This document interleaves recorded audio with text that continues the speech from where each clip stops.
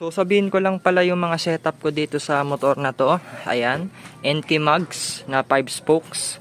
And then 7080 yung gulong natin dito sa likod ng Maxxis. M616 na tire. And then RCB na pito, syempre, puro RCB yan. Tapos 1538 na sprocket yung combination natin. Tapos stock shock. And then, ano pa bang mga nilagay natin dito? Naglagay pa pala tayo ng GPS tracker dito.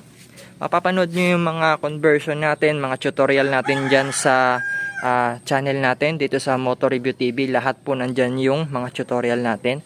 Tapos, naglagay na rin pala tayo ng MDL dito na Domino version 3. And then, full RCB setup, hydraulic brake master, left and right.